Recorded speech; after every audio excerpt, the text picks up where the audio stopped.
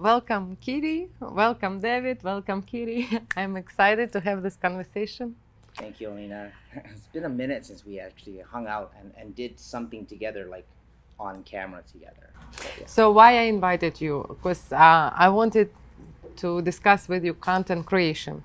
Because after the school, you went on your journey, I went on my journey, and we kind of work in the same industry, like content industry. But I like that you, at certain point, you focused on yourself. You developed this personality, Yeah. and that personality took off.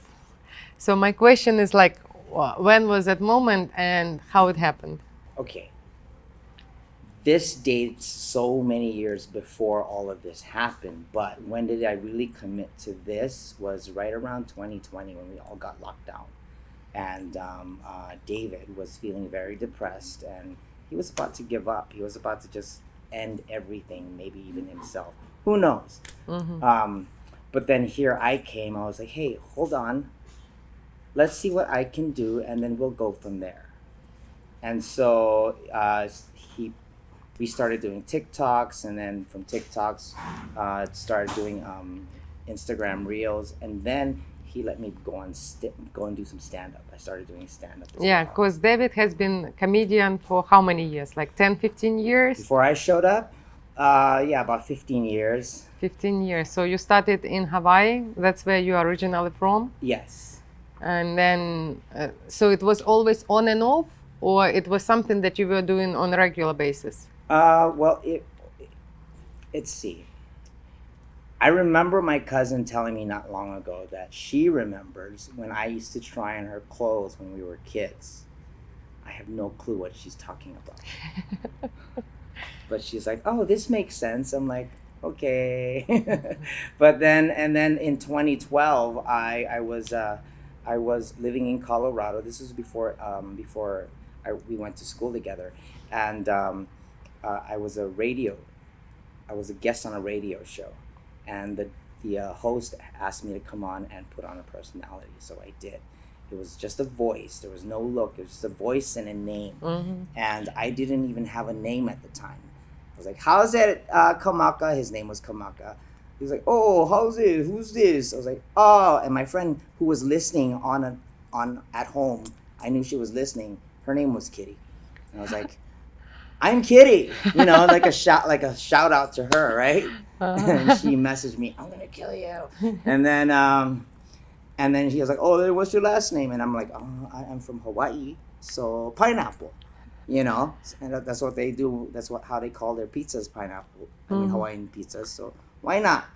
And then there you go, Kitty Pineapple. And from there, it was just a voice in my head. I was like, when I was a kid, I used to just mock people all the time. I would hear them talk and I would just repeat what they said the way they said it, and then it just became a thing. It was like, and like when I started watching Family Guy, ah, God, get out of here. And then you got Stewie Griffin. Oh, Brian, where are you, Brian? I was like, oh, I can do this. So yeah, voices have always been a thing, and like when I sing, sometimes people don't think I don't think I can sing. Like when I sing, I use the voice that I heard singing the voice, and I just do that. Like that's how they did it. So maybe I should too. For me, it was very surprising when straight after the film school, you are switching to personal training, to fitness. Now I see Kiri teaching girls how to be fit. Yeah. Where is the connection there? Well, I've always wanted to do a bodybuilding competition as a male, which I did, and then the supplements. I'm not going to say which supplements I did, but it raised my testosterone levels. Now, when you raise your testosterone levels, your estrogen levels also raise naturally. So I think what happened was when I became when I was the best version of a male I could be, the estrogen started creeping up. I'm like, okay, it's my turn. And so, yeah, the estrogen took over while the testosterone just kind of went away. The official coming out of Kiri, when it happened? I would say somewhere a little over 2021 when I decided I'm going to do stand up. When I'm on stage and I'm talking to the crowd, I there's no script there. It's like I know exactly how to say what I'm going to say when I say it. So I don't think there's anything fake about that. I see. Yeah, I keep going back to the fake part because there have been podcasts dedicated to destroying me, and I'm like, I don't even know you. Why are you even looking into me? Go away. But yeah. So nowadays, there are more Kiri or there are more David? What people see, it's more Kitty. When there's David, that means the wife is home. That's pretty much it. Yeah, when the wife is home, Kitty's gone. As long as I bring home the bacon, everything is good. The moment that it starts to fail a little bit or I start to come short, that's when there's a problem. So I just have to keep on hustling the way I do so that she's cool with it, I guess. Why I invited you, because me serving businesses, I see that not every business owner is ready to be on camera. For some people, it's a problem. Not everybody is ready to appear the way he is or to accept himself the way he is. And I thought that if I invite you and show people that transition between David and Kiri, it would be a great example. What did I do? Because not every person can just dress himself up and come out there. There is a process, and I'm sure that you had that process. Yeah, it's a little bit of a process. It takes maybe an hour or two. I know David, and David is a regular guy, how I remember him in school. There is nothing special about David. At certain point, he was trying to get into a competition, as you said, so you started shaping, you changed your look. Because remember that look, how David was before competition in the beginning of our school? It was one David. Closer to the end of the program, there was another David. And then after university, Kiri appears. So it's so much like, I think, internal work that was done. And you may sound that it was easy and you put it as a joke, but it's not. I'll tell you one thing. I remember when my first stand-up as Kitty, I had this, David and I talked to each other in the head, obviously. But he said that if you screw this up, this performance, you're never going to do stand-up again. So, and it was a comedy competition. So I go into the competition and I end up winning the competition. And then David was like, I know what I said, but I'm still going to put you away. So he put me away for 3 months. And and the internal struggle during those 3 months initially was David left that competition, went home, took the wig off like, shit, they don't like this. Now I got to do this all the time. And I'm like, yeah, what's the problem? So what if you have to do it all the time? I told you, let me give it a try and we'll see what happens. And so he was like, all right, cool, well, then you drive. So he gave me the keys and I've been driving ever since. And it's been what, 2 years? About 2 to 3 years, yeah. Oh, wow. Yeah, and the things that we've done together, or I've done for the career of stand-up comedy, is more than he's ever done. So, Kiri brought all the money to the business. Yeah, so he owes me. How did you start social media? How did you understand what is winning? Well, I kind of went against my own thoughts because I didn't want to do a TikTok. I didn't want to do TikTok or any kind of social media like thing. I didn't want to be an influencer or whatever. But I had clients at the time when I was personal training. They were like, "You should do a TikTok. You would totally kill it on TikTok." You were doing personal training as Kiri? Sometimes, yeah. The ones that would book Kitty as a trainer, then yeah. And it was not cheap for them. Double trouble, double price. Yeah. If I have to wake up at 4 a.m. just to put this makeup on. Oh yeah, it's another preparation. Yeah. When you were growing your channels, how did you read stats, or what was the main tool that would dictate the direction? Pretty much, I was paying attention to the trends. What if I'm scrolling through my For You page and I see something done maybe 2 or 3 times, like, all right, cool, I'm gonna save that. Just keep scrolling. What else? Oh, I see this a lot. I'm gonna save it. So I was doing trends, and and then while I was doing trends, I was getting a feel for the platform. I was learning makeup also. So like, and my thing was, this is my thing, like, I wanted to dedicate 30 days non like whatever, just 30 days of TikTok, regardless of what I'm doing in life. I'm going to post one thing a day for 30 days. And when you do you do anything religiously like that, it becomes a habit. So it became a habit, and eventually I started posting my stand-up clips, and start slowly. I started to see the increase in views. It turned into 1,000 views, 2,000 views, 10,000 views, and then finally one video shot up to like 5 million. Oh my goodness. And yeah, and that was it. What video was it? It was a one joke I talk about where I go to the ghetto in Hawaii. Yeah, that one. And it just blew up on TikTok, and I started seeing the followers roll in, and then I was like, wow, that's crazy. And while I was doing that, I was also posting on Instagram. And shortly after my TikTok blew up, my Instagram started blowing up. So while my Instagram was here, my TikTok went up here, and then those followers started filtering over to here, and it went up here. Now my TikTok is starting to catch up again. It's more of a marathon than it is a race. Like if you're continuously posting, the platform will reward you with more non-followers.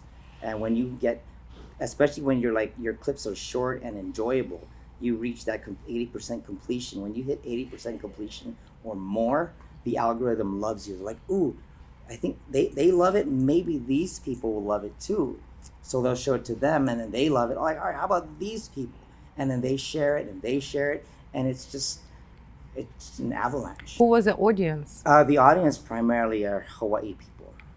Hawaii. Because the joke is focused on Hawaii. And you know, people love that. They love the accent that I do, and like for the character in the joke. Yeah.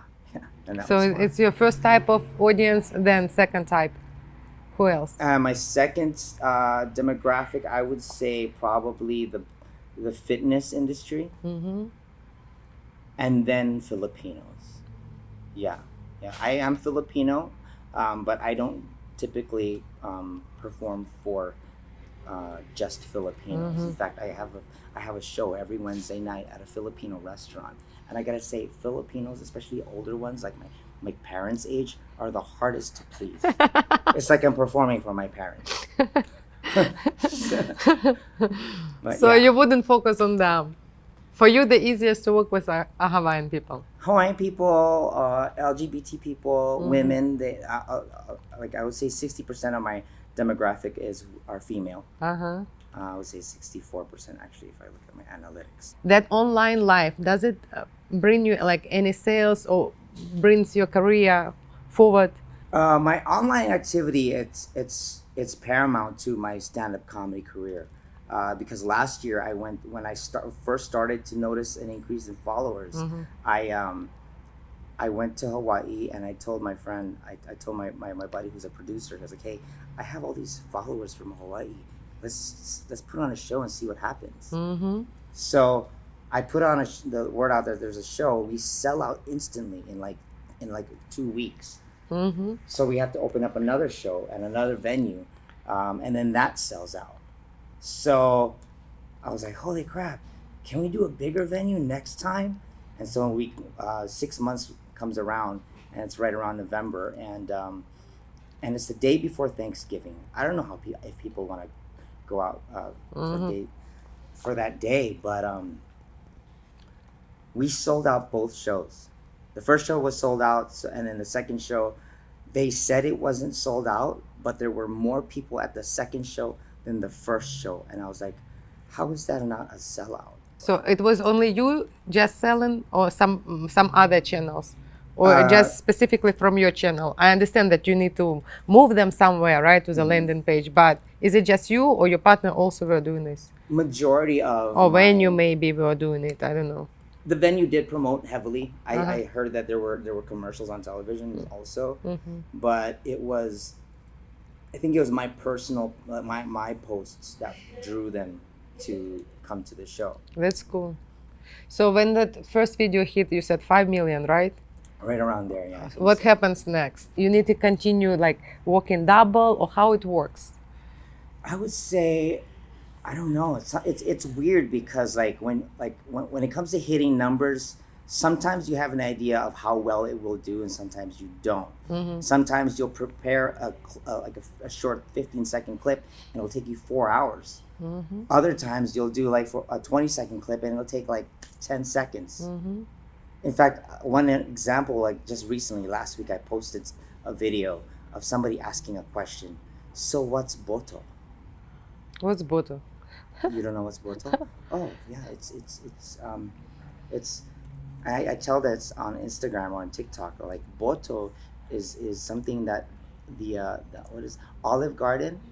They had a buy one take one I special. saw that. I saw that. Uh-huh. Yeah, but the Hawaiians and the locals, they know that means something else. Mm-hmm. It means penis. Mm-hmm.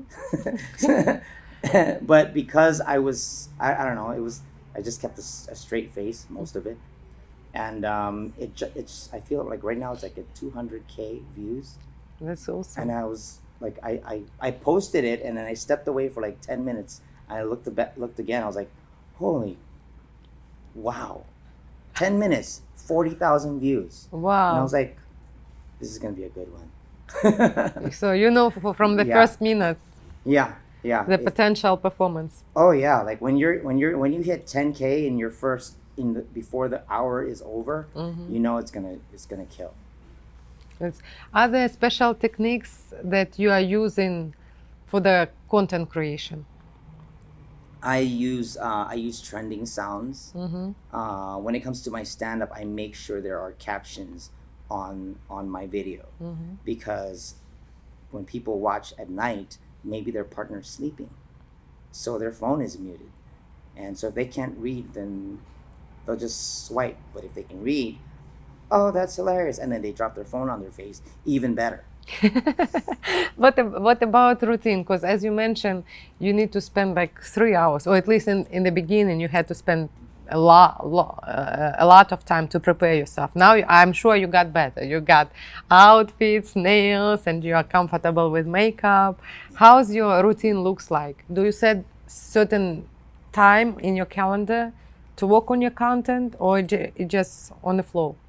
It used to be that I would schedule a whole day just for content creation, and then edit another day, and then spread it all throughout the week. But because I've been doing a lot of stand up lately, and I do a lot of crowd work, I have all this footage Already. that's ready to go, and I like to do like stuff like podcasts with people, and find the gems in there and post that. So yeah, I have like a pretty good backlog of material, and then if I don't have anything, I can refer back to the old stuff that killed and repost it. And I don't do that often. I do that like on a weekend, or if I'm really in a bind, like I got nothing. I see. So now, when you collected that audience, how many followers do you have on TikTok? TikTok. Is it your main channel, TikTok? Yeah, no, that's not my main channel. Well, the one I'm focused on right now. I'm still focused more on Instagram, because my goal now is to go from 62K to 100K. Because I heard that in LA, if you have 100K plus followers, there are some parties that you can go to that other people can't. So they start inviting you as an influencer. That's what you mean? I would love that, yeah. Who doesn't? I love that too. So what happens to the audience that you already have? This 62,000 people, right? What do you usually sell to them, or how you benefit from the audience? Well, when I know I have a show that's like outside of Vegas, I'll say, hey, I'm going to be in this city. Please, I hope you come out. And I did. I was in San Francisco this past weekend. or I'll say Alameda. I was in Alameda this past weekend, and I put the word out, and people came to see me. Someone actually drove 2 hours from Sacramento just to see me perform. So you have a fan base. Yeah, I think so. Tell me about your fan base.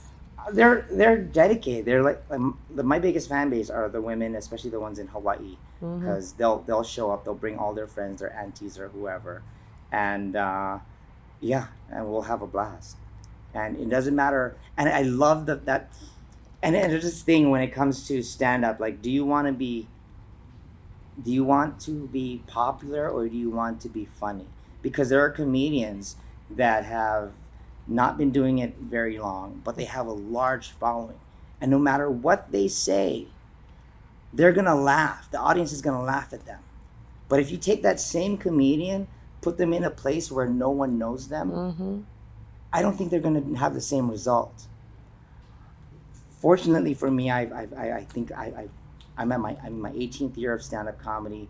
I know how to please the people that already like me, and I know how to get the people that don't know me on my side. So my goal, as much as I love the people that love me, I still want to be a good performer. So I also saw a couple months ago you were trying to sell some merch.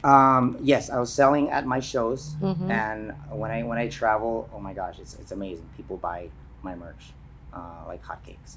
Online, I do sell online as well. It's not much of a not big of a profit margin, but it's something that people can have if they can't come to the show. And I feel like it's the best at the show because people under the influence, they're hot, they're having good time, so it's much easier to sell, right? Plus they physically see you, so it's much closer connection. Yes, and alcohol is very important.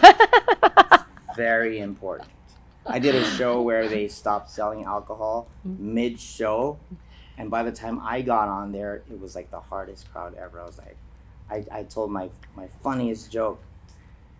It just went flat. I was like, all right, well, this is the night. This is how the night's gonna go then. Y'all need to drink more. Am I the drunkest one on stage right now? This is messed up. And what about your fans? I want to talk more about fans because only people that really like us, that are our fans, right? They kind of drive us. Yeah. And you also can learn more and prepare more or create more based on those people, based on that audience. Yeah. You know what I mean? Oh yeah. Because it's a good like emotional push for you as a creator. Yeah. Like going back to that video I just posted about Olive Garden. Someone asked the question in the comments, so what's Boto? And I was like, oh, the locals are gonna love this one. So yeah, I did that video and boom, we're at 260K. It's so awesome. it's a wild ride. Nowadays I'm more okay. Before I go into that, let me tell you about the 3 stages of virality. That according to my experience. Stage 1, you go viral. You get excited. You're like, oh my gosh, this is awesome. The views are up, the likes are up, followers are up. It's great. Stage 2, haters. Especially for me, like, that's a dude. How big is your thing? All the things, and I've never encountered that before. Hate from people that I don't know. It kind of got me down a little bit. But it's the same love from people that you don't know. You know what I mean? Yeah, but I'll take that. but the hate but then like at stage 3 is when you come to terms with stage 2, because stage 3 for me was the shadow ban. So you get the love, then you get the hate, now you got nothing. Like, you're not being shown to non-followers. In fact, you start to lose followers, because every day when you got a lot of followers, every day, no matter who you are, people are unfollowing you. Out. Yeah.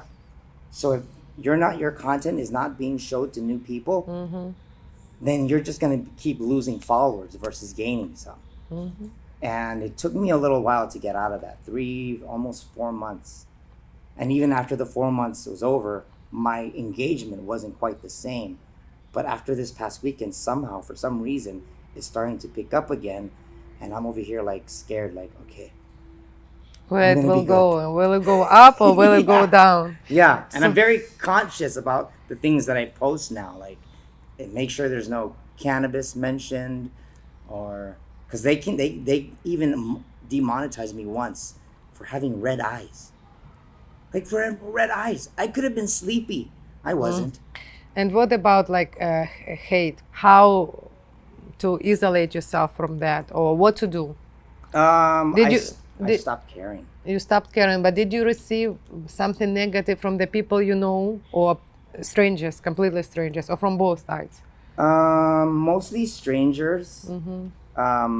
Yeah, it was mostly strangers. Just calling me names Males, and yeah, males, not females. males. Yeah, yeah. Usually, Block them. I block. I that's my favorite button. You started blocking. I block anyone that has something disrespectful to say to me. I block them, but not before I say something back. I'll say something better than what they said, and then block them. Now they look stupid to everybody else. Because at the same time, I saw a post of you where you were talking about this in your post, and I saw a lot of people in comments saying, "Do what you do." It was a great support, great engagement of the audience. Do what you do. We love you. Continue doing. You know what I mean? Yeah. And they've been really, they've been like my biggest support, because there were times where, and I don't like to do this. I don't like to post a sob story type content, like, this is what happened and blah, blah, blah, and all that stuff. And then you get all the people saying, no, we love you. That's great. Do what you do. I don't really like that. But sometimes, but that one post was because I just had it. I was like, you know what? I have to say it. If I don't say it, I'm going to go crazy. So I talked about like what's really going on in my head. And that was well received. How you create your content based on what? When you are pressing to post, you are serving people, right? Yeah. Well, I always believed in love the one you're with. So if I post something and someone and only a few people engage with that, I'm gonna love them, because I'll draw an example. When there was a time where I was doing a comedy stage or a comedy room, where I was performing comedy in a room full of people that were just talking. They weren't paying attention to any of the comedians.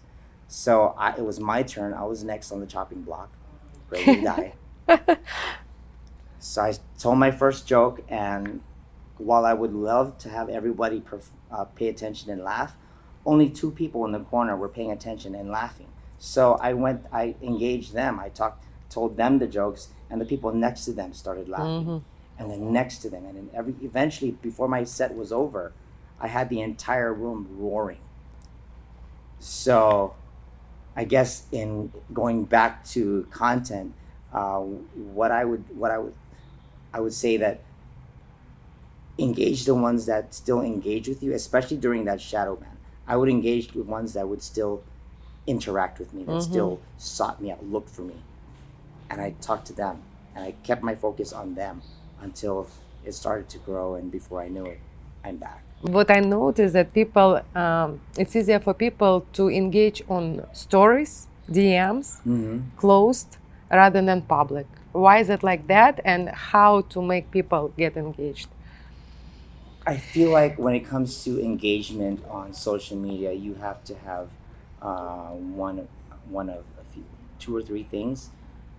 Have something provocative. That's definitely gonna get people's attention. Provocative related to what? Like To something, certain topic, to your audience yeah, interests? something that nobody wants to talk about, right? Or two, something entertaining, and three, something that will teach them something. So if you get one of those three, you'll get engagement. Versus you're just talking about your feelings, and maybe you'll get some engagement, but it doesn't really benefit anyone. So it's more about them rather than you, Yeah, as always, yeah, like in real life. It's exactly. all about them. So how your life changed with better numbers, certain surrounding, opportunities? What is the change? While I did receive a lot more in opportunities by for being me, but I've also like lost some opportunities Like from what? familiar people. There was a comedy club I was working with when I was performing as David, and when I became Kitty, they're like, it's just a what is that? A gimmick? They described me as a gimmick, and it's fake stand up, and they're like, well, he's still married to a woman. He doesn't like guys. I'm like, you don't have to suck a. Can I say it? I'm like, you don't have to suck a dick to look like a chick. I can still eat box. So you lost some opportunities because they wanted to see David, and you didn't want to do David anymore. I didn't want to do David. I was like, that's that. Maybe one day he'll come back and perform. He might even open for me. But that's a ways down the road. I'm gonna be the headliner always. But I'm so happy for you that by discovering this character, your whole life turned 360. You know? Don't you think so? Yeah. Would you say that? Oh, totally. So business-wise, how much more Kitty brought to the table than David, if we compare the percentage? What is the difference? If I were to compare the difference between David and Kitty's career, well, David's never made 3.5K to do one show. And I did 2 shows at that price rate, at that rate, and so like $7,000 in one night. I'd say that's a huge step up from David. And what helped you to get that number? What do you think? What is the My ticket sales. And ticket sales were built on social media. Correct. Yeah. So the question is like, to grow social media, that's the future, I guess. Yeah. That's what you need to focus on. Yeah, my goal is to go from where I am now and just continue to grow, to go from 62K. I just hit 62K. Prior to January, I was at 61.8K. Then I got shadow banned and I started losing followers. I got down to 58 point something K. You know how disheartening that is? You see the numbers go down and you see a new, and you see 0.1 and then 0.0. Or there's not even a 0 anymore. Now you're at like a new whole number that's different, like not 58, but maybe it's 57K. I'm like, so from there, from where I dropped off up until now, I'm like, all right, cool. 62.1 is a new high for me. So you gained kind of 5,000, around 5,000 people. Yeah. In a couple months. Yeah, in like I would say since April. Yeah, so now. After 5,000, hey, let's go for another 40. And what do you think? Like now, basically, brands can collaborate with creators. So, have you ever done something like that? I have done a few collaborations, and I've gotten paid for them. And but I don't know. I feel like I just want to focus on my audience. Specifically, versus building someone else's audience. So better focus on your career and bring sales to your own career rather than bring money to somebody else. Yes. Yeah. And I gotta say, like, you know, like we talk about social media and content creation and me as an entertainer, but like the one thing that I think sets me apart from the other comedians or whatever is that I know film. I know how to produce video.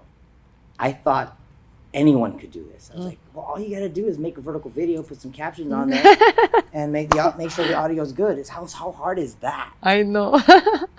And then when you realize that people have no clue, or they are always using like small apps to put them, for them it's a big deal. For us, it's press, and go. Yeah. It's interesting how people are like, oh, I'll just use Canva. I'm like, what are you gonna do with Canva? Nothing against Canva, but I feel like if you don't know what you're doing, then you won't know what you're doing. But you and I, we have this experience. We've been trained for it, so now we can use this to our fullest advantage. Exactly. It's a shame not to use that knowledge. Yeah. to bring ourselves on social media. Exactly my point. And that's the thing. Like all my life I've been collecting all these skills. Like I started graphic design at the age of 15. I don't know why, but I thought to myself, I might use this one day. And then I went to photography, and then I went to video photography, and started learning how to edit and stuff. And now that I have this makeup and all this stuff, I'm taking everything I've learned how to do for other people and putting it into one package. Exactly. And it's been the most rewarding situation I've ever put myself in. That's my transitioning point right now, because I was thinking like after the school I started my own business, and I was thinking the more clients I get, the better my money will be, and of course the number grew. It's logical, but the problem is how much of a day can you give yourself to others at the same time when you are not growing. You know what I mean? Yeah. And I'm like, I want to grow too. I want to develop my name. I have all the tools that I'm selling to others. Why can't I apply those tools for myself and see the results? Yeah, exactly. Yeah. And that's the question I asked myself too. I was like, I know how to do this. Why am I doing it for them and not for me? But you are proving me that when applying it for yourself, it's the best that ever happened to you. Oh, absolutely. Yeah. And it's crazy because now other comedians who I've approached when I was first starting, I wanted to, I was like, hey, I'm going to start doing TikToks. Come do it with me. Let's keep each other accountable. 2 or 3 years later, they're like, hey, can you show me how to do a TikTok? I'm like, girl. But I saw you actually collaborating with other comedians, and I think it's essential because his audience is your audience. Exactly. Yeah. And it's beneficial for both of you. Why not? Oh, absolutely. Yeah. Yeah. And I try to make sure that the collaboration is fair. And it's not a competition because in Yeah. the end of the day, if he's attractive enough for them, they will stay with him. Same like they will stay with you. Exactly. In the end of the day, it's all about you, how Yeah. much you put on the table. Yeah, and it's not like their followers are gonna start unfollowing them and start following me. You can follow more than one person. So I'm grateful for those opportunities and meeting these people that I get to collaborate with. If they've got like 12 followers and they want to do a collab with me, it's like it's a little uneven. Like me. You don't have 12 followers. You have like 13. I remember that conversation in In-N-Out when you said, let me try this TikTok. And now we are meeting like almost 3 years later. And I see how much you grew understanding the social media. Because now the social media is the main platform for you to reach your audience, basically. If there is no social media, there are no sales. There is no success of Kitty. Correct. Yeah. Yeah. And I'm just, I don't know how else I would have done it. Because there are, social media is paramount to any industry. Because I've seen comedians that are really funny, like super funny, but no engagement or no social media standing whatsoever. And I'm like, if a tree falls in the forest, does anyone hear it? So you could be the funniest person. If nobody knows you're funny, then does it even matter? Yeah, I'm constantly looking at things like, how can I turn this into content? Like I'm walking through downtown with my friend, and I was like, hey, let's do a Jack Sparrow run. Yeah. I saw that. So stupid, but I'm sure it brought you new audience, right? Yeah. And there was this guy, a contortionist, I guess. He was doing all kinds of stuff. I was like, hey, he's lying down with his legs in the air. Let's flip over him. So I approached him. I was like, hey, can you do the leg thing again? Here's $5. I'm gonna jump over you. And he's like, okay. So I did that whole somersault. I got a good response. Yourself right now, you're learning to do stand-up, and you're looking at those small victories. I remember the small victories. I loved the small victories, like oh, a new high, like 1,000 views, awesome. 2,000 views, great. is that a K next to the number? I know. Holy shit, there's a K. And then when you start to notice your followers go up, you're like, I just want a K next to my number. I just want a K. Can I get a 10? Can I get a 10K? Just a 1K. And then I'll be fine. I'm good. I'll stop caring. Then I get to 10K, then I get 11K. You're like, oh, let's get to 20K. It's never ending. Yeah, it never ends. Now that I'm 60K, it's like, oh, let's get to 100. Yeah. Did you ever use advertisement, or is it just organic? It was all organic. If I do use ads, it's so that I can promote a show that I'm performing at. So for the show specifically, you do sometimes. I will do an ad sometimes, but like if you're asking if I'd ever buy followers or all that stuff, no, that's a no to all content creators. I believe, because I've seen comedians who buy their followers, and you can tell they bought their followers. Because in the top it says 60,000, but on the engagement it's 1,200. 3 likes. I'm like, 3 likes, you got 100K people. Oh, come on, you're not real. Yeah. Like because there was this time where I was at 14K, and there was a comedian that had over 20,000 followers, and I was stuck at my measly little 14K, and he was bragging like, yeah, I'm the man. You know him? I've seen. Uh-huh. I met him in person at one point. So he's doing it online, not personal. He was just bragging on his followers, and I'm like, we all know.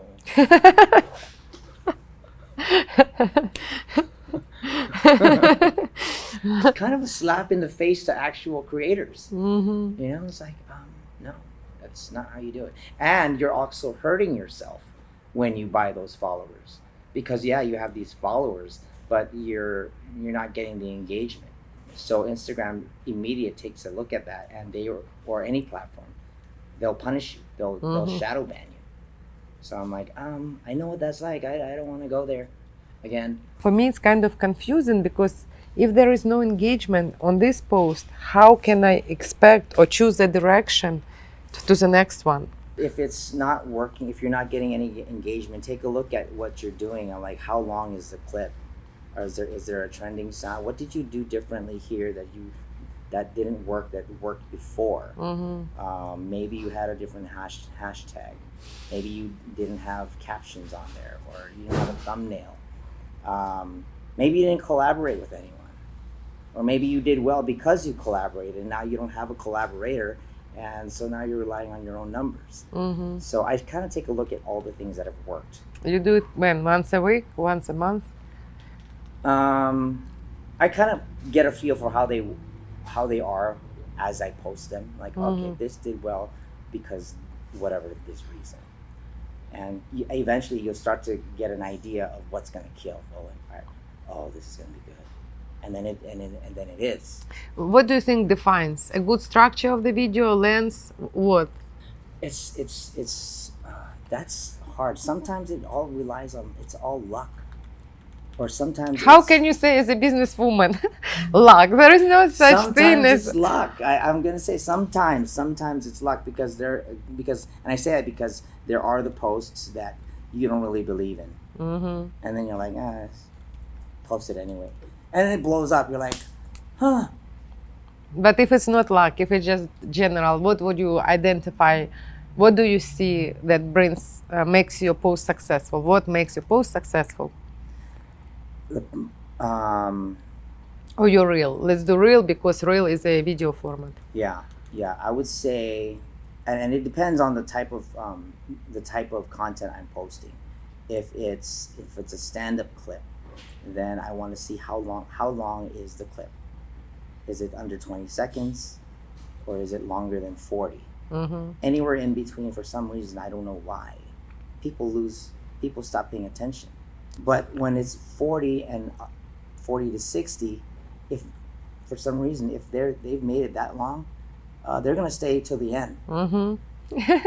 So I try to stay within 20 seconds or within 40 to 60 seconds if it's a stand-up clip. If it's a trend, then I'll do all I can to make that trend work. I'll make sure it's a more popular trend today. I'll use the hashtags that work, and hopefully, not hopefully, but like, and then yeah, I'll see what happens. You mean hashtag that worked related to your profile, that are regular hashtag? So you yes, relevant. Maybe three relevant and two broad. Because you want that broad to kind of reach out to everyone else. But still, when I read my analytics on my Instagram account, there are no analytics for hashtags. I don't see none. They're almost pointless. They almost don't even help. So if you're gonna do hashtags, maybe do 4 or 5. I mean, that's what I've learned and experienced myself. That's what's worked for me. I used to have like a whole block of hashtags. But then I think that just gets too convoluted or too confusing for the platform. They're like, oh, well, what is this? Who do I send this out to?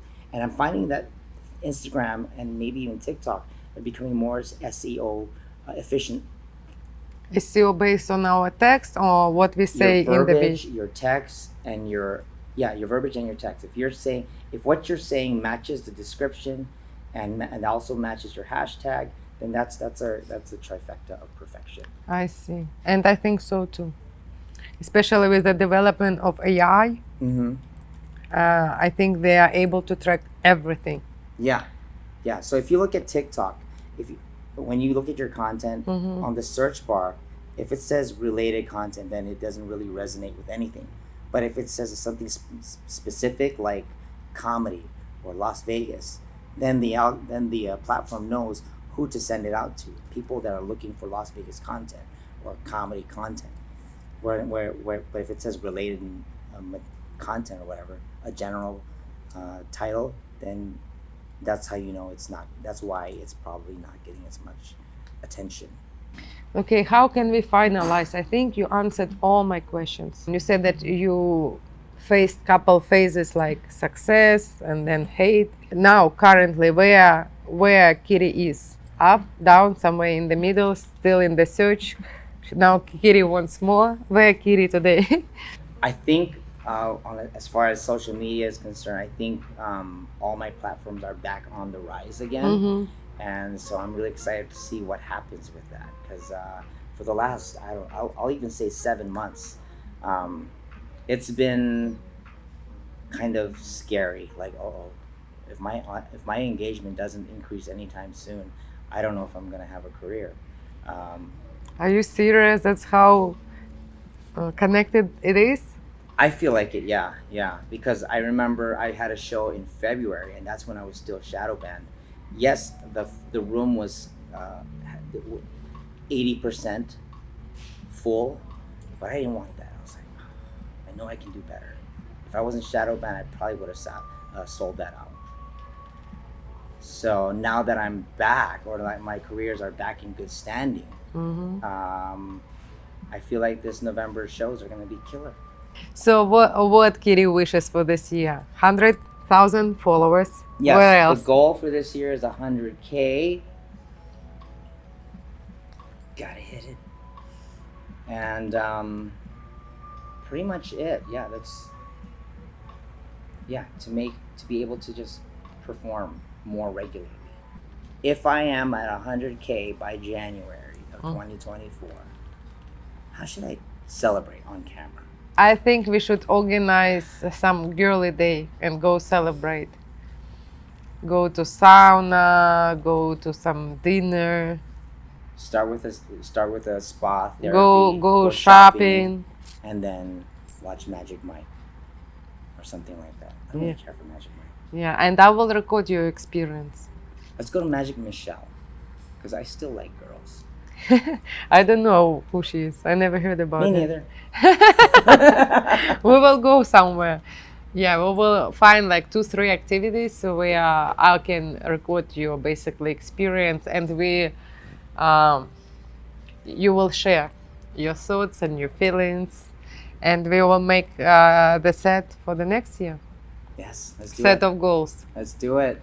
Awesome. Thank you.